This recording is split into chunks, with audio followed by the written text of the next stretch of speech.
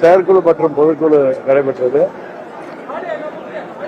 91% பொதுக்குழு உறுப்பினர்களும் 99% செயற்குழு உறுப்பினர்களும் கலந்து கொண்டு பொதுக்குழு சிறப்பாக நடைபெற்றது. இன்னைக்கு ஒரு கருத்து சொல்லிருக்கீங்க பேசும்போது, தேர்தல் நேரத்துல யார் துரோகி யார் நண்பன் எனக்கு தெரியாதுங்கிறீங்க. இதை மீண்டும் அதிமுக எனக்கு முன்னால் பேசுறவங்க நீங்க அதை கேட்டிருக்க மாட்டீங்க, இல்ல அவங்க அனுப்புறாங்க. எதிரியோட போகணுமா, துரோகியோட போகணுமா, இல்ல நண்பரா வர்றவங்களோட போகணுமா அப்படிங்கிறத பொதுச்செயலாளர் முடிவெடுக்கின்றாங்க. தேர்தல் நேரத்தில் துரோகி, எதிரி, நண்பன் என்பதையெல்லாம் தாண்டி தமிழ்நாட்டு மக்களின் நலனும் அம்மா மக்கள் முன்னேற்ற கழகத்தின் நலனும் தான் முக்கியம். அதனால யார் துரோகி, யார் எதிரி, யார் நண்பர் என்றெல்லாம் பார்க்க வேண்டிய அவசியம் இல்லை. இது தேர்தல் நேரம். அதனால தமிழ்நாட்டின் நலனும் அம்மா மக்கள் முன்னேற்ற கழகத்தின் நலன் தான் முக்கியம் அப்படிங்கிற கருத்தை தான் நான் சொல்றேன். செங்கோட்டையன் டிடிவி தினகரனும் ஓபிஎஸ் அவர்களும் கூடிய விரைவில் எங்களோட கூட்டணி அமைப்பாங்க அப்படின்ற மாதிரி செங்கோட்டையன் தரப்புல கூறப்படுது. இன்னும் செங்கோட்டையன் அவர்கள் நான் மிகவும் மதிக்கின்ற ஒரு சகோதரர். பொறுத்துங்க, கொஞ்சம் பொறுமையா இருக்கலாம். எங்களுக்கு நானே அதே தானே சொன்னேன், ஒரு மாசம் எங்களுக்கு டைம் இருக்கு. அதனால நாங்க நல்ல முடிவு அம்மா மக்கள் முன்னேற்ற கழகத்திற்கு தமிழ்நாட்டின் நலனுக்கும் ஏற்ற முடிவை உறுதியாக எடுப்போம்.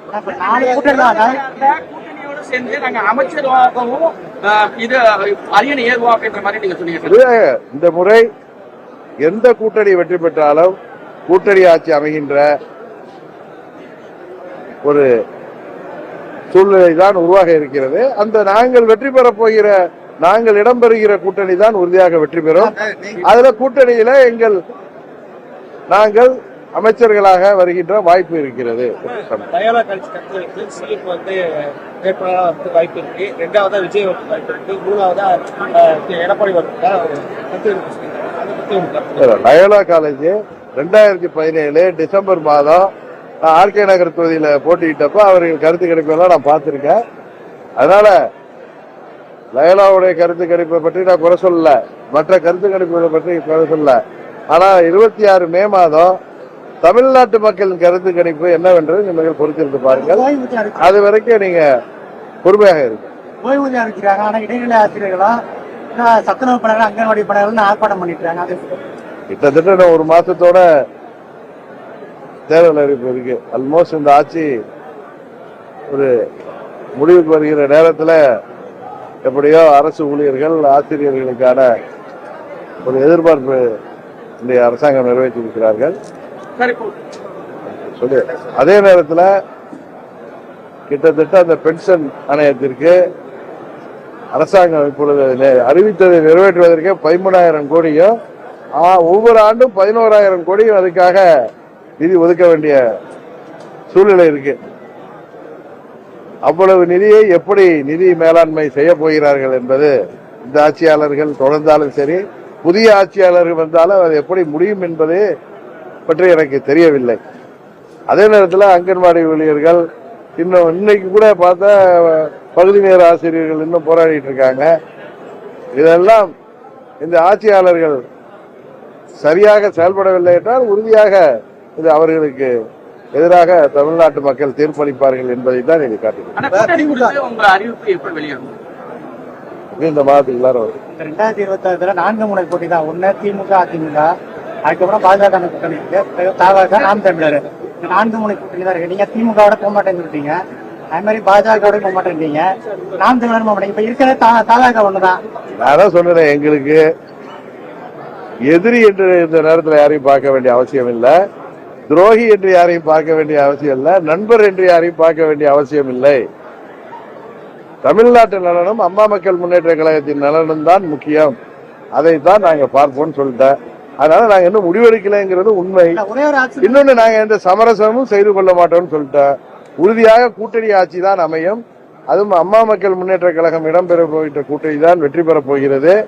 ஏன்னா இந்த சூழ்நிலை அப்படி இருக்கு. நான் அதீத நம்பிக்கையில சொல்லல, அதுல உறுதியாக அம்மா மக்கள் முன்னேற்ற கழகம் ஆட்சி அதிகாரத்தில் பங்கு பெறும். புதிய பென்ஷன் திட்டம் இந்த தேர்தல்ல தாக்கத்தை ஏற்படுத்தும். உங்களுக்கு தெரியும், நான் தேர்தல் வாக்குறுதி இது கிட்டத்தட்ட 5 ஆண்டு முடிய போறப்ப நிறைவேற்றிருக்காங்க. இன்னும் சொல்ல போனா எப்படியோ அவர்கள் ஜாக்டோஜியால ஒரு மகிழ்ச்சியா இருக்காங்க. அதே நேரத்தில் இதை எப்படி ஒரு நிறைவேற்ற போகிறார்கள்? ஏன்னா கடுமையான நிதி நெருக்கடி இருக்கு.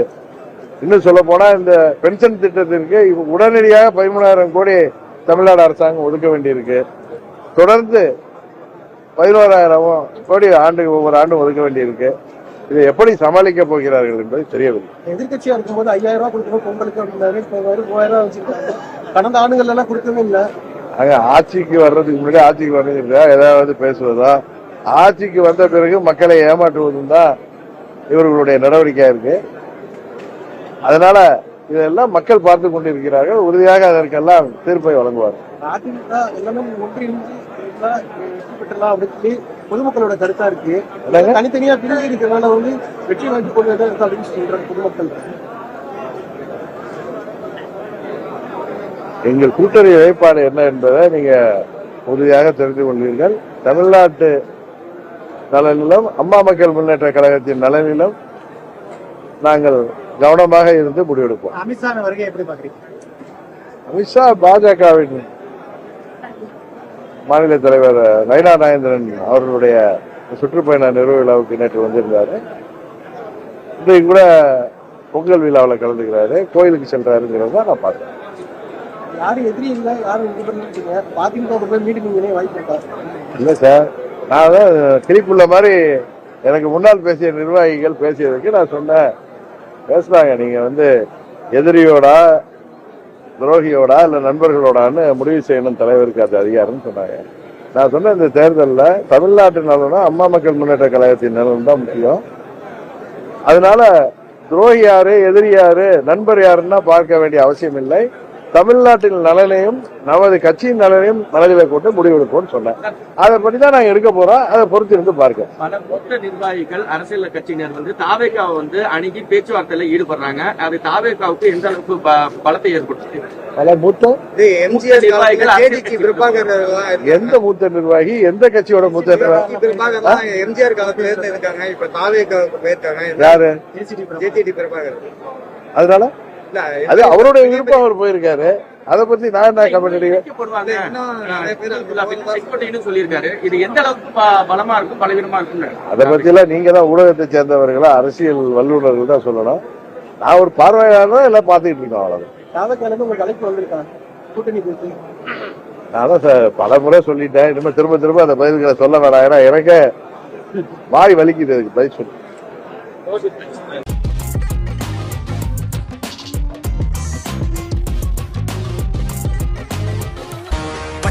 தப்பாதுடா சிங்க இது சிக்காதுடா சுத்து போட்டு நிக்காதடா சூற விட்டா தாங்காதுடா சிவண்டா சிவண்டா சிவண்டா எதுக்க எவண்டா எவண்டா எவண்டா